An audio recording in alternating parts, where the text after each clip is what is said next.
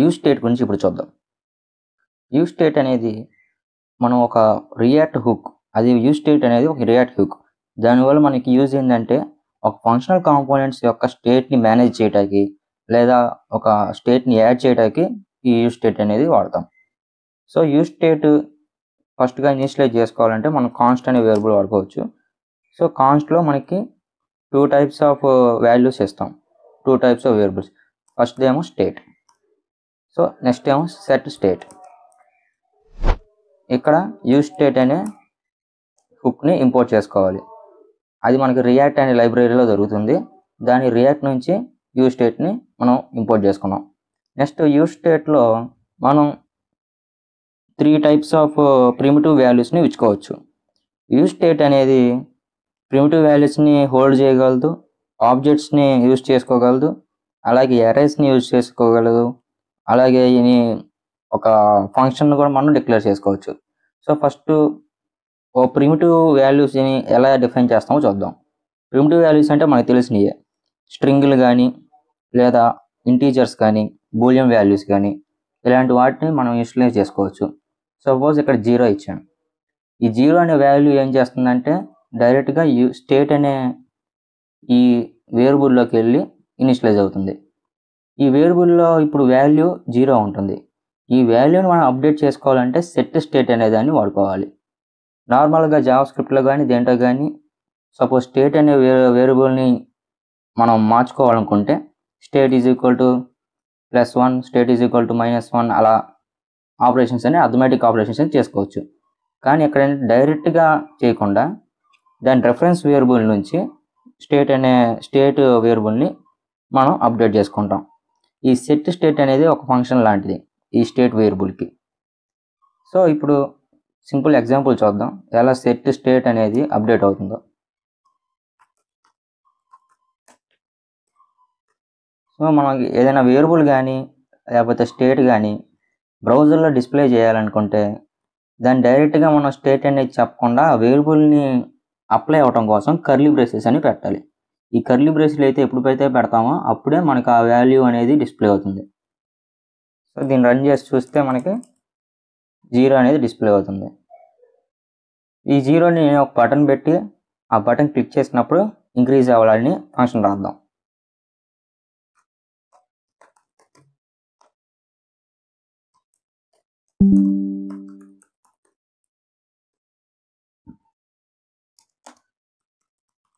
On click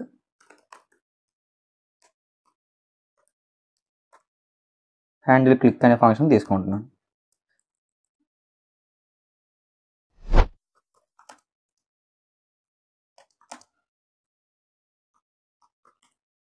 ఇప్పుడు ఇక్కడ on click అంటే క్లిక్ చేసిన వెంబటే ఈ ఫంక్షన్ అనేది ఎగ్జిక్యూట్ అవుతుంది. ఈ ఫంక్షన్లో మనం ఏం చేయాలి, స్టేట్ని ఇంక్రీజ్ చేయాలి. సో సెట్ స్టేట్ +1 అంటే ఆ వేరియబుల్లో ఉన్న వాల్యూ +1 చేసి దాన్ని సెట్ స్టేట్కి అప్లై చేస్తున్నాం. అప్పుడు ఆ సెట్ స్టేట్ ఏం చేసిద్ది అంటే స్టేట్లో ఉన్న వాల్యూని అప్డేట్ చేసిద్ది. సో ఒకసారి చూద్దాం, అదవుతుంది కదా. బటన్ క్లిక్ చేసిన ప్రతిసారి సెట్ స్టేట్లో ఉన్న వాల్యూ అనేది ఇంక్రీజ్ అవుతుంది, అదేమో స్టేట్కి అప్లై అవుతుంది. ఇది నార్మల్గా మనం ఒక ఇంటీజర్ని మనం అప్లై చేసినప్పుడు ఇంటీజర్ ఎలా వర్క్ అవుతుందో చూద్దాం. ఇప్పుడు ఏమో స్ట్రింగ్ చూద్దాం. స్ట్రింగ్ అంటే ప్లస్ చేస్తే ఏమవుతుంది, మామూలుగా కన్కాట్ అవుతుంది. సో అదే జరిగింది ఇక్కడ. +1 కొట్టిన ప్రతిసారి 1 అనేది కన్కాట్ అవుతుంది.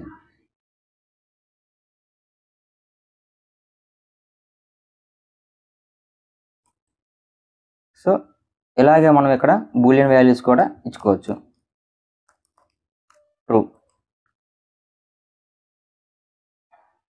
ట్రూ అంటే ట్రూ యొక్క వాల్యూ ఏంటి, 1.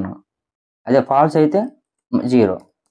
ఫాల్స్ ఇస్తే ఇప్పుడు పైథాన్లో కూడా చూసుంటాం, ఫాల్స్ ఇస్తే 1 స్టార్ట్ అవుతుంది. 0 + 1, 1 + 1. అదే ట్రూ అయితే ట్రూ వాల్యూ 1 కాబట్టి 1 + 1 డైరెక్ట్గా 2 + 1 3. సో యూజ్ స్టేట్లో ఈ ప్రిమిటివ్ వాల్యూస్ని ఇలా హోల్డ్ చేయగలదు. సో ఇలాగే మనకి యూజ్ స్టేట్లో ఈ ప్రిమిటివ్ వాల్యూసే కాకుండా ఆబ్జెక్ట్ టైప్ ఆఫ్ వాల్యూస్ని కూడా మనకి యూజ్ స్టేట్ అనేది హోల్డ్ చేయగలదు. ఆబ్జెక్ట్ టైప్ అంటే ఏంటో చూద్దాం. యాజ్ యూజువల్ కాన్స్టెంట్ పెట్టేసి స్టేట్ అని ఇచ్చేస్తాం, కామా సెట్ స్టేట్ ఇస్తాం.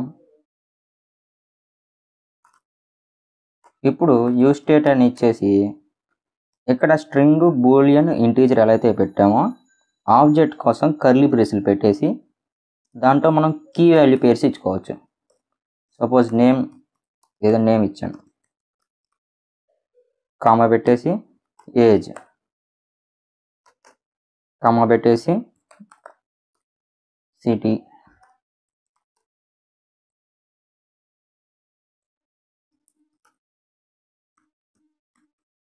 సో ఆబ్జెక్ట్ అనేది క్రియేట్ అయిపోయింది. ఈ ఆబ్జెక్ట్లో ఏమున్నాయి, మనకి కీ ఉంది, దాని కరస్పాండింగ్ వాల్యూ ఉంది. సో యూజ్ స్టేట్ అనేది ఈ కీ వాల్యూ పేర్స్ని కూడా డిస్ప్లే చేయడానికి, దాన్ని మేనేజ్ చేయడానికి యూజ్ చేసుకోవచ్చు మనం. సపోజ్ ఇప్పుడు డిస్ప్లే చేసి చూద్దాం ఒకసారి.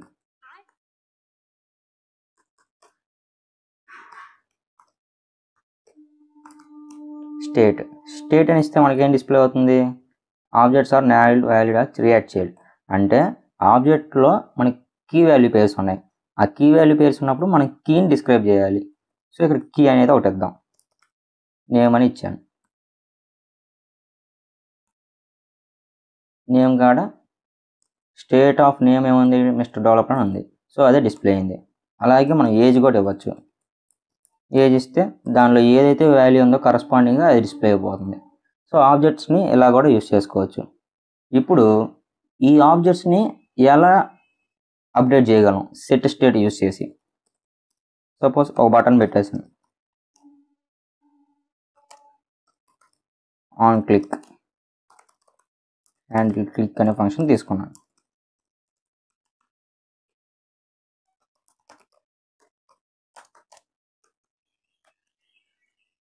ఇప్పుడు అది అప్డేట్ అవ్వడం కోసం ఫస్ట్ సెట్ స్టేట్ తీసుకున్నాను. ఇప్పుడు మనకు కావాల్సింది ఏంటి, ఆబ్జెక్ట్. ఆ ఆబ్జెక్ట్లో ఉన్న వాల్యూని మనం అప్డేట్ చేయాలి. సపోజ్ నేను ఈ ఆబ్జెక్ట్లో ఏజ్ అనే వాల్యూని వరకే అప్డేట్ చేయాలనుకుంటున్నాను. అప్పుడు ఏం చేస్తాం, ప్రివ్యూ కాకపోతే ఏదైనా వేరియబుల్ తీసుకుంటాం. వేరియబుల్ తీసుకొని ఈ ఫంక్షన్ రాసేసి దీని లోపల మనం దాన్ని డిస్ప్లే చేస్తాం. 3 డాట్స్ పెట్టాలి, మళ్ళీ ఆ వేరియబుల్స్ని పెట్టాలి. ఆ వేరియబుల్ని డిస్ప్లే ఏదైతే ఇక్కడ వేరియబుల్ ఇచ్చామో ఇది ఒక ఈవెంట్ లాగా అనమాట. ఈ వేరియబుల్ని 3 డాట్స్ పెట్టేసి ఇక్కడ మనం దాన్ని డిరైవ్ చేయాలి. చేసిన తర్వాత కామా పెట్టేస్తే మనం ఏదైతే ఆ సెట్ స్టేట్ అనేది ఆబ్జెక్ట్ ఏదైతే ఉందో ఆ సెట్ స్టేట్లో ఆ ఆబ్జెక్ట్లో ఉన్న కీస్ని మనం ఇక్కడ తీసుకోవచ్చు. సపోజ్ మన స్టేట్లో ఏమున్నాయి, ఏజ్, నేమ్, సిటీ. ప్రివ్యూ పెట్టేసి ఏజ్ అనేది 30 వేస్తాం, 30 ఏదో ఒకటి ఇచ్చేసి మనం ఒకసారి చెక్ చేద్దాం.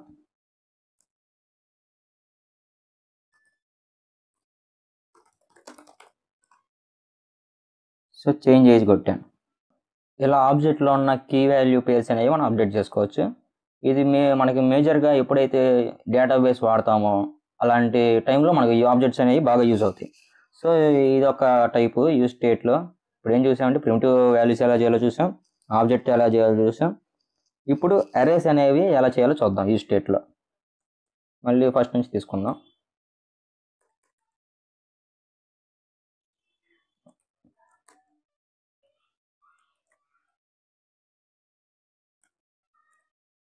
ఓకే,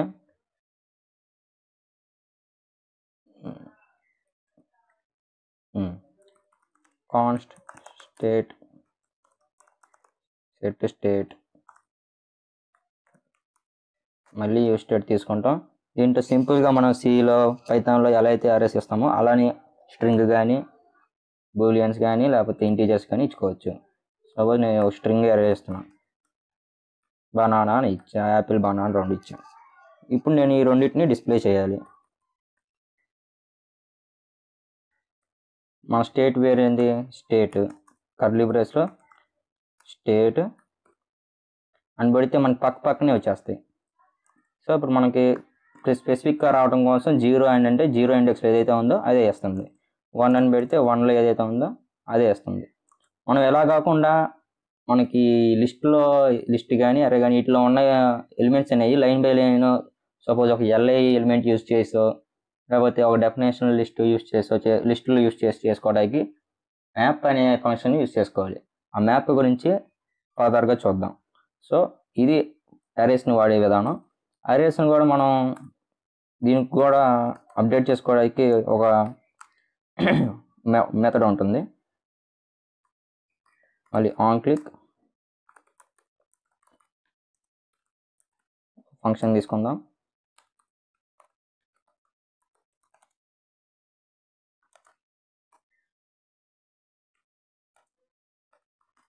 సో ఇప్పుడు దీన్ని అప్డేట్ చేయాలి. సెట్ స్టేట్ ఇందాక ఆబ్జెక్ట్స్ని ఎలా అయితే మనం అప్డేట్ చేసామో ఇంకొక సపోజ్ యాపిల్ బనానా ఉంది, నేను ఇంకో ఫ్రూట్ నేమ్ యాడ్ చేయాలి, అప్డేట్ చేయాలి.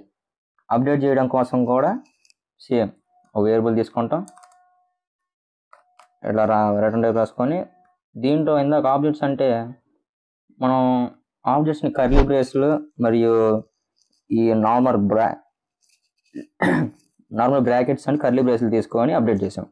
ఇక్కడ అరేస్ కాబట్టి మనం స్క్వేర్ బ్రాకెట్స్ తీసుకొని 3 డాట్స్ పెట్టేసి మళ్ళీ ఆ వేరియబుల్ డిఫైన్ చేస్తే ఆ స్టేట్కి అసైన్ ఉన్న వేరియబుల్కి అది అప్లై అవుతుంది. కామా ఇంకో యాపిల్ ఇంకో మ్యాంగో అని ఇచ్చాం. 3 డాట్స్ పెట్టాలి, ఖచ్చితంగా 3 డాట్స్ అనేవి మనం పెట్టాలి. సో ఇప్పుడు మ్యాంగో అనేది క్లిక్ చేసినప్పుడు అప్డేట్ అవుతుంది. యాడ్ మ్యాంగో అని కొడితే ఇక్కడ ఓన్లీ 1 డిస్ప్లే పెట్టాం కాబట్టి అది వచ్చింది. ఇనీషియల్గా యాపిల్ బనానా ఉంది, మ్యాంగో మళ్ళీ మ్యాంగో అంటే ఇప్పుడు లిస్ట్లోకి ఏమేమి ఉన్నాయి మనకి యాపిల్ బనానా మ్యాంగో అంటే ఒక 5 ఎలిమెంట్స్ అనేవి లోపలికి 5 ఐటమ్స్ అనేవి లోపలికి వెళ్ళిపోయినాయి అరే లోపలికి. సో ఈ అరే వాడే విధానం యూజ్ స్టేట్లో అరేస్ని ఇలా వాడుకుంటాం. ఇంకా మనకి మనం ఫంక్షన్ కూడా ఇనిషియలైజ్ చేసుకోవచ్చు యూజ్ స్టేట్లోనే. మళ్ళీ ఇఫ్ కండిషన్స్ని కూడా వాడుకోవచ్చు. మనం ఇఫ్ అండ్ ఎల్స్ కండిషన్ వాడుకొని మనం టెర్మినరీ ఆపరేషన్స్ కూడా చేసుకోవచ్చు. యూజ్ స్టేట్ గురించి అయితే బేసిక్ ఇంట్రడక్షన్ అయితే ఇంతే.